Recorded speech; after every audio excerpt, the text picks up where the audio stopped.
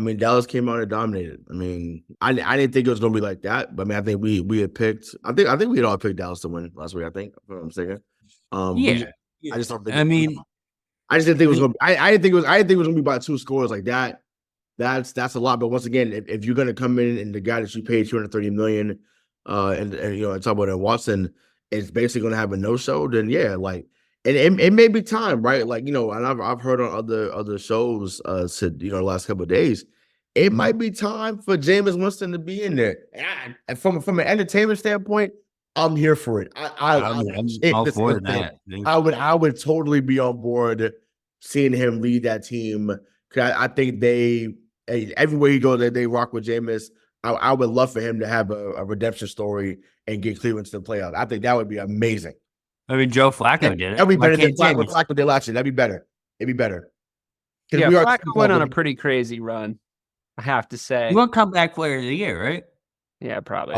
Yeah. Words are fucking stupid. But yeah, I mean, look, old man Joe Flacco did come in there and save the day, but Deshaun Watson can't play football anymore. That's just a fact. He's all done.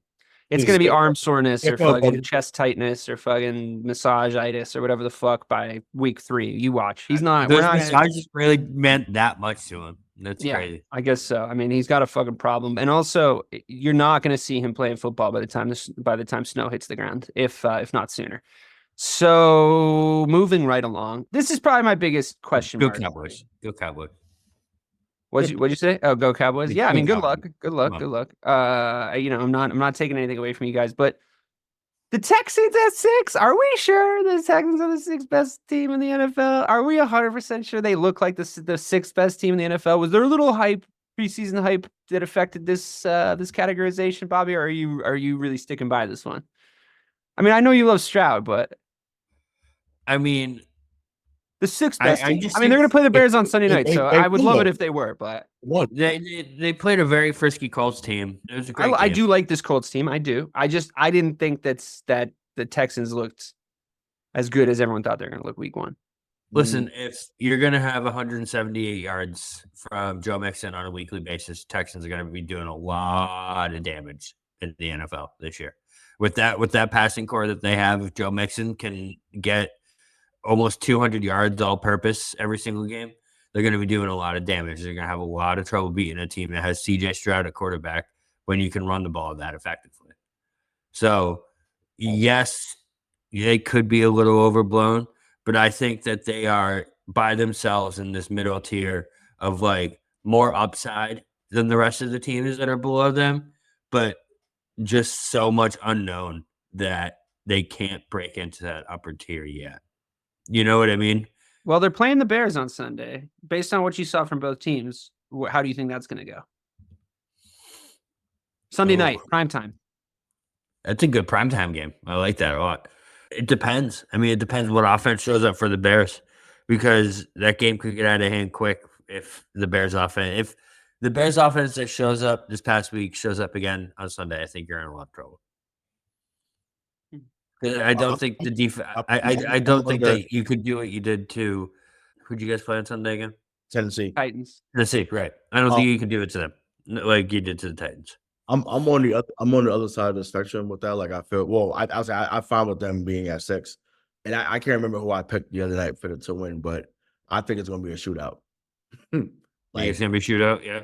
It's going to be a shootout. Like I think we're going to stop the run. I don't think Mixon's going to have the same day. No, I'm saying I'm not forgetting about the run game. I'm saying it's going to be. A shootout. That's what I'm saying. I mean, I think I'm agreeing with you because I think it could go that way because I don't think we're going to let Mixon have the day that he had. DJ Moore, and I'm a Cole Kmet guy. All the way, I'm telling you. And then on the other side, obviously with Schultz and Diggs and Dell and Collins, like it's about to get scary. Like I can easily see 31-28 Sunday night. Easily. Diggs had a hell of a day. Easily. Yeah, I mean it's nice for him. He's like the 3rd wide receiver over there, 2nd wide receiver over there. Like when has he ever had that? He doesn't need to be the whole fucking offense. Yeah, I mean obviously I'm nervous. I would love for you guys to pay. I hope I'm not jinxing him by saying this, but I'd love for you guys to pay extra attention to our guy who wears the number 1 now that Justin Fields is gone, Jalen Johnson. He's our number 1 corner. He's gonna cover whoever they think their best receiver is, but they leave him 1-on-1 with whoever. So it's going to be fun watching him match up. He had Calvin Ridley on Sunday, and I thought he did really good. Just for the whole game, just shutting him down. I don't think you heard much from him. I would flip with him on Diggs. I know that people knows, but I might.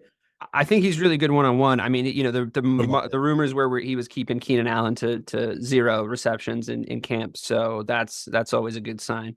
And Keenan Allen did drop a fucking touchdown pass in that game, by the way. I would just put that out there. So I don't want to put everything on Caleb Williams. Right. I wouldn't get used to.